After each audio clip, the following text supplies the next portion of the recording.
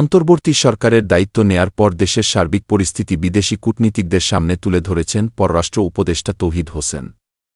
এ সময় তিনি জানান, সাবেক প্রধানমন্ত্রী শেখ হাসিনা ভারতে থাকলেও বাংলাদেশের সঙ্গে সম্পর্ক নষ্ট হবে না। উনি ওখানে একজন যদি কোনো এক দেশে গিয়ে থাকে তাতে করে সেই দেশের সাথে সম্পর্ক নষ্ট হবে কেন? তাতে কোনো কারণ নেই, তাই না? বাইলেটারাল সম্পর্ক অনেক বড় বিষয়, এটা স্বার্থের সম্পর্ক।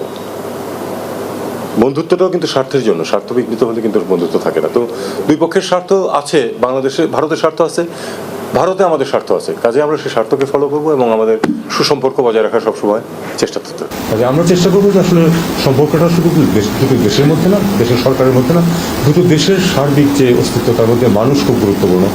মানুষ যেন ভাবে যে ভারত আমাদের খুব ঘনিষ্ঠ বন্ধু, আমরা এটাই চাই।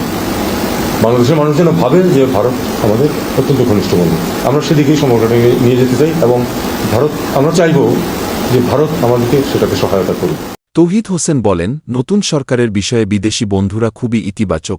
সরকার বিদেশিদের সঙ্গে করা সকল চুক্তি সমঝোতা সবই ধারাবাহিকভাবে রক্ষা করে যাবে। ব্রিফিং শেষে গণমাধ্যম কর্মীদের পররাষ্ট্র উপদেষ্টা বলেন, বাংলাদেশের মানবাধিকার নিয়ে অনেক দেশের পর্যবেক্ষণ আছে। আগামী দিনে মানবাধিকার বিষয়ে গুরুত্ব দেয়া হবে। তিনি দাবি করেন, দেশের পরিস্থিতি বাইরের কারও নিয়ন্ত্রণে নেই, উপদেষ্টা পরিষদে দায়িত্বপ্রাপ্তরাই দেশের জন্য কাজ করছেন। এ সময় বিদেশি কূটনীতিকরা নির্বাচিত সরকারেও যুবকদের প্রতিনিধিত্ব আশা করেছেন বলে জানান পররাষ্ট্র উপদেষ্টা তৌহিদ Hossain. Thanks for watching this video.